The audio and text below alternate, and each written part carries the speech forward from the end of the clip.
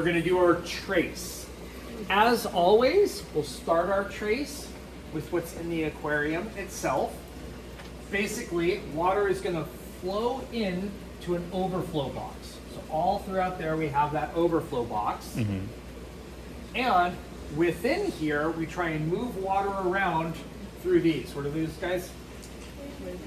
Yeah, basically wave makers. Yeah, they're called max specs. They're gyre generators. The key with them, how are they different from a power head? They're randomized. Power heads are linear flow, just keeps going straight. Corals actually don't like that because they evolved in an ocean which kind of squashes back and forth. They need that to remove a lot of their waste products because basically their mouth, that's things go in, that's where poop comes out too. So having these, they're randomized flow, which are always changing, and that tends to be really good for corals. So you see those more than the typical power heads. Now, water goes over to the box through. How many outflows do we have? Two. Why not just one? Yeah. Redundancies, because if something gets clogged, you're in big trouble. So we have two of them, and if you go in that box, what it is it has a standpipe with probably 100 holes drilled in each one. So even if it gets clogged at the bottom, it just rises up a little bit more, and then it drains down. So we have it draining down into here, goes through what? Filter socks. Filter socks, exactly right. What kind of filtration? Mechanical. That takes out all the poop and debris.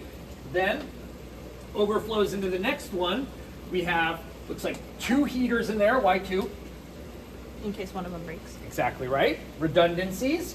We have a nice big protein skimmer. Remember that uses bubbles to basically get the hydrophobic proteins, amino acids, nitrogen, all that nastiness. Gets that out of the water. Then we have this. What does that flow through? GFO reactor. Okay. And then we have 2 pumps. Why 2? Well, again, redundancies. It comes straight up and there's a check valve on each of them. Why do we have a check valve right above the pumps? So it doesn't back siphon down. That's going to be a big thing with this. Now let's follow each of these pumps. I'll explain it, but then if you have your camera out, you're going to want to come in here and actually look at this afterwards. To make it easier, if you go all the way in the back corner, you'll see that I actually made a diagram of the piping inside of this tank. So this is really going to help you a lot. I'm kind of giving you the answer on this one, but that's good because it is a complicated piping system and we want you to understand how it flows. Now, so we go in here, we're about to pump water back, but before, let me mention what's over on this side. What is this? Dosing pump. What's it dosing in? Calcium, alkalinity, and magnesium. Calcium and alkalinity is what they basically use. Corals use to make their skeletons. The magnesium is there because it helps to keep the calcium ions and the carbonate ions, the alkalinity, in solution. So that means it doesn't just solidify, precipitate out on anything warm, being the heaters and the pumps. So that's what that is right there. Right here, what do we have? ATO. It's the ATO reservoir, automatic top off. So as water evaporates through here, we're putting in fresh water to keep the salinity very stable. Another cool thing to show here, remember it gets, well obviously there's a chiller that just kicked on, but remember within here we really got to fix these cords up. Remember you always want to keep electrical kind of out of the way, right? The problem with the sump is it gets high humidity in there. So this one we specifically made an entire electrical panel outside, off to the side of this. So all of our electrical components are actually kept out over here. Our thermostats, our pump, all of our pump controllers, all of our power lines, all over here. So you can kind of take a look at that too. Now let's go up from each of the pumps. Since the chiller just kicked on, let's go through the chiller one first. Now the chiller one is going to be right here, our first one. You can kind of go through this. I'll let you do it on your own, but the bottom line is you'll notice there is a bypass on it. There's 3 ball valves, 2 of them are open and 1 of them is closed. If I need to replace the chiller, basically you just throw all 3 ball valves, that bypasses the flow, so it stops going through the chiller and just goes straight into the tank. Always put bypasses on things that need maintenance or might need to be replaced. So you'll see water goes in through the chiller, out through the chiller, and then it goes up. Now it goes up through this, hangs a U-turn, and lets a little bit of water out those 2 little tubes right there, and it comes all the way back down. And that first pump has 3 outflows, 1 here, 1 there, and 1 over there. So 1 pump goes through the chiller, and then 3 separate outflows. Now, why do you think, this is a good little quiz right here. Why do you think that we send the pipe all the way up to the top and have that thing there? It would be so much easier just to let it shoot straight out of here and here. Why do we make it go all the way to the top?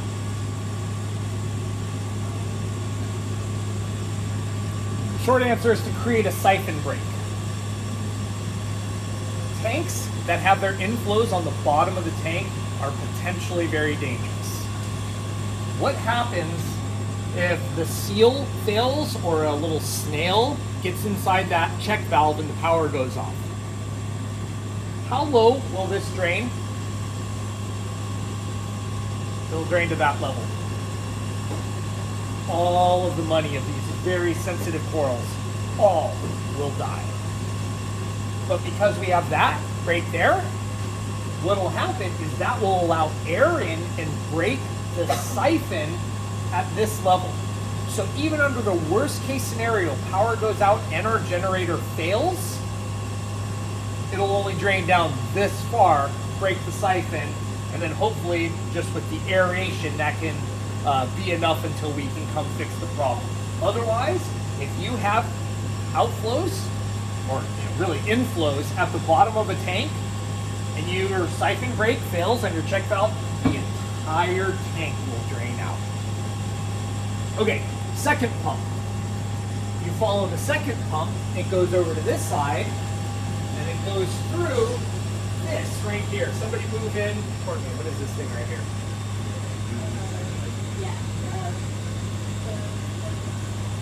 Ezra? What's this thing right here?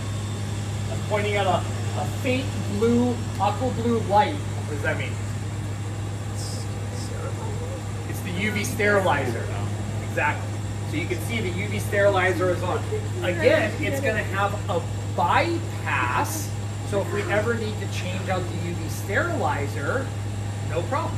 Flip 3 ball valves, water goes straight up into the system, and we can replace the UV sterilizer.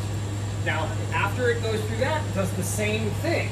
Goes up, hangs a U-turn, goes through that siphon break right there, and then comes back down, and we have 1, 2, 3 outflows. So this tank actually has 6 different places that the pump is shooting water into. Because with coral tanks, you want as much flow coming from different areas as possible. Then up top, we have a hybrid system. We have both LEDs and we have T5 bulbs, fluorescent in there. Although right now we're only using the LEDs. So we've just kind of unplugged the T5s here. We built this system so it's capable of a lot of things, but we can mess with it and only use some of them if we want. Then you've probably seen people working on this. Normally, it's really hard to work on that back corner while shoving yourself through this area. So we basically gave it basically made it a convertible and cut all of this out so we can lift the entire thing up and work on the tank much more reasonably. So this is kind of the first one. Coral Prop was fairly advanced in terms of the number of components we have, but this one is even much more advanced, just in terms of the complexity of where everything is flowing, how it's doing, and what's incorporated into the planning and ideas of how we made it. It actually used to be even more complex. We didn't used to have a dosing pump. We used to have a calcium reactor and a Cato reactor. But those are pretty advanced pieces of equipment that were too complicated to run during COVID. So we've kind of simplified things more recently. Yeah.